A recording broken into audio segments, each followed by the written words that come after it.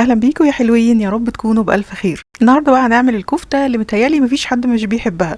هنعمل كفته الرز، هنعملها بطريقه سهله جدا وكمان مقادير مظبوطه جدا جدا، ولا هتفك ولا هتشقق ولا تعمل اشكال غريبه في الزيت ولا اي حاجه. هقول لكم على كل التريكات والتفاصيل اللي عايزين تعرفوها علشان تعملوا احلى كفته رز، وايه الحاجات اللي ما نعملهاش علشان الكفته ما تفكش معانا وتبقى متماسكه وبالجمال اللي انتوا شايفينه ده. هنعمل لها كمان الصلصه الخطيره بتاعتها على طريقه ماما وجدتي.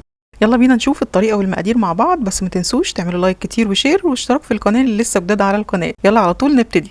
تعالوا بينا نحضر الرز اللي هو مكون اساسي في الكفتة بتاعة النهاردة. هستخدم النهاردة مج الشاي العادي الموجود في كل بيت. هحتاج كوبايتين ونص من الرز، كوبايتين ونص دول بالظبط هم 500 جرام، يعني كل كوباية بتبقى 200 جرام بالظبط من الرز. وكمية الرز دي انا هستخدمها مع كيلو من اللحمة المفرومة.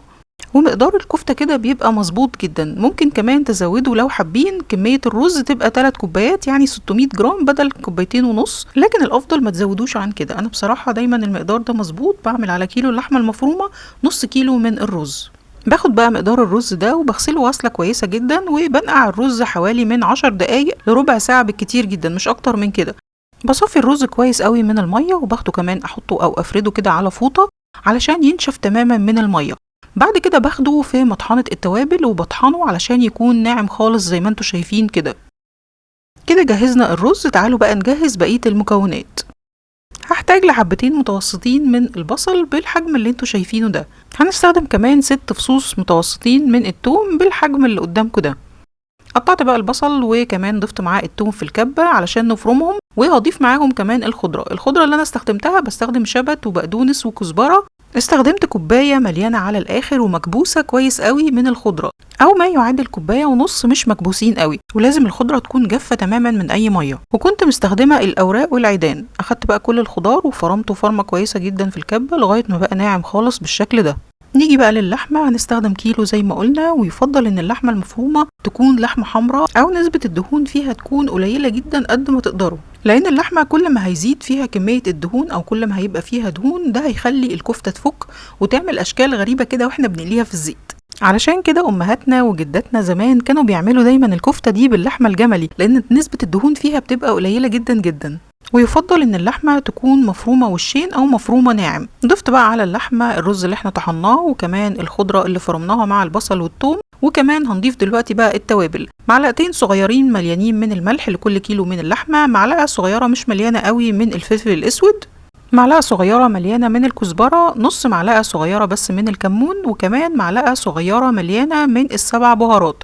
وبس كده، دي كل التوابل اللي بتضاف على كفتة الرز، مش محتاجة اي حاجة تاني. هنعجن بقى كل المكونات دي مع بعض كويس جدا لغاية ما تبقى عندنا بالشكل ده. هناخد بقى عجينة الكفتة ونفرمها كمان في الكبة علشان كل المكونات تندمج مع بعض كويس جدا وعجينة الكفتة تبقى ناعمة تماما. احنا مش هنفرمها كتير في الكبة، احنا بس عايزينها كل المكونات تندمج مع بعض كويس وتبقى الكفتة او عجينة الكفتة ناعمة بالشكل اللي انتوا شايفينه ده. وعجينة الكفتة لازم تبقى بالشكل ده، كلها ناعمة خالص ومتماسكة، مش بتلزق في ايدينا ولا اي حاجة. كده تعرفوا ان الكفتة هتطلع معاكم مظبوطة جدا، مش هتفك ولا تفتح ولا تشقق ولا اي حاجة من دي خالص، علشان احنا ماشيين على الخطوات مظبوط. اهم حاجة الرز يكون متصفي تماما من اي مية، وكمان الخضرة تكون ما فيهاش اي مية خالص، ده بيخلي الكفتة تفك طبعا.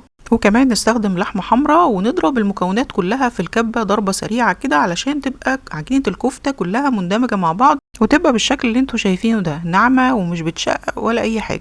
علشان نصبع الكفتة بيبقى جنبنا طبق صغير فيه شوية صغيرين كده من الزيت، بندهن ايدينا شوية صغيرين من الزيت ونبتدي نصبع الكفتة بالحجم اللي احنا عاوزينه. والزيت بينعم لنا صباع الكفتة وبيقفل المسام بتاعته، ولما بنيجي نقليها بتبقى بنفس شكلها. ممكن بقى نصبع الكمية كلها ونشيلها في علبة تكون محكمة الغلق ونفصل بين الطبقات بأكياس بلاستيك، او ان احنا نصبع على قد الكمية بس اللي احنا هنسويها والباقي بنشيله في اكياس في الفريزر. صبعت الكمية اللي انا هحمرها، والافضل ان احنا بعد ما نصبعها نحمرها على طول علشان كل ما بنسيبها في الهواء كده هتغمق. هنحمر بقى في زيت يكون سخن كويس والنار بتكون متوسطة، والزيت يدوب بيكون مغطي صباع الكفتة بالشكل اللي انتوا شايفينه ده. بنسيبها شوية تبتدي يدوب تاخد لون خفيف خالص، بعد كده بنبتدي ان احنا نقلبها دايما باستمرار علشان تاخد لون حلو من كل الجوانب، ومش هنقلبها قبل كده علشان طبعا ما تفكش معانا. ما بتاخدش وقت خالص، اهم حاجة نقلبها باستمرار علشان كلها تبقى نفس اللون. شايفين بقى بنطلعها اللون الفاتح الجميل ده، ما تسيبوهاش تغمق اكتر من كده علشان ما تنشفش معاكم، ولانها كمان لونها بيغمق شويه بعد ما بنطلعها من الزيت، يعني اللون ده كده بيكون حلو قوي. وطبعا لو الزيت سخن زياده عن اللزوم هيخلي الكفته تاخد لون وتغمق بسرعه من غير ما تكون استوت من جوه كويس، ولو الزيت حرارته هاديه شويه هيخلي الكفته تبقى طريه وتشرب زيت. يعني ممكن نختبر الاول واحده ونشوف بيها حراره الزيت. بنطلعها على طول على مناديل مطبخ علشان تشرب اي زيت زياده، وبعد كده بقى بتبقى جاهزه عندكم، ممكن تاكلوها كده طبعا او نعملها في الصلصه. شايفين بقى لونها بيغمق شويه، حاجه بسيطه بعد ما بنحمرها، لكن محتفظه بشكلها، ما فكتش ولا شققت ولا اي حاجه. تعالوا نحضر الصلصه بتاعتها للي عايز يعملها بالصلصه.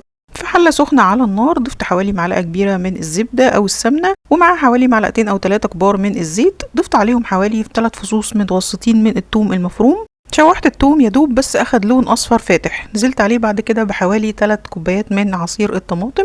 ضفت عليهم كمان معلقه كبيره من معجون الطماطم علشان تعزز اللون، وضفت شويه من الملح، نص معلقه صغيره فلفل اسود، نص معلقه صغيره من الكزبره، وحوالي ربع معلقه صغيره من السبع بهارات، وكمان نص معلقه صغيره من السكر علشان تعادل الحموضه بتاعه الطماطم. هغطي بقى عليها ويكون الغطا موارب كده شويه، واسيبها على نار اقل من المتوسطه حوالي 10 دقايق لغايه ما تتسبك وتبقى عندنا بالشكل ده. وانا مش بضيف بصل في التسبيكه بتاعه الكفته، يعني اللي حابب ان هو يضيف بصل مع الثوم يعني تقدروا تعملوا ده، بس بصراحه دي الطريقه اللي بتعملها ماما وجدتي من زمان. ضفت عليها بقى حوالي كوبايتين من المية أو الشوربة لو حابين، وغطيت عليها وسبتها لغاية ما ابتدت تغلي بالشكل ده. أول ما تغلي هننزل عليها الكفتة ونقلبها مع الصلصة ونسيبها تغلي غلوتين بس وتتشرب كده من الصلصة، وبعد كده بنرفعها من على النار وبتكون جاهزة على طول على التقديم. لو حابين تزودوا كمية الصلصة أكتر من كده تقدروا تزودوا كمية السوائل المية أو الشوربة، وما نسيبهاش تغلي كتير في الصلصة لأنها كل ما تغلي في الصلصة هتتشربها. بنقدمها بقى على طول مع شوية من الرز الأبيض وجنبها كمان شوية من السلطة الخضراء، بتبقى تحفة، من أحلى وألذ الأكلات وكمان اقتصادية جدا. جربوها بالطريقة دي وإن شاء الله تعجبكم وتنبسطوا بيها. ما تنسوش بقى تعملوا لايك كتير وشير علشان الفيديو يوصل لأكبر عدد من المشاهدين، وكمان ما تنسوش الاشتراك في القناة اللي لسه جداد على القناة. أشوفكم على خير في فيديو جديد إن شاء الله، بحبكم جدا، باي باي.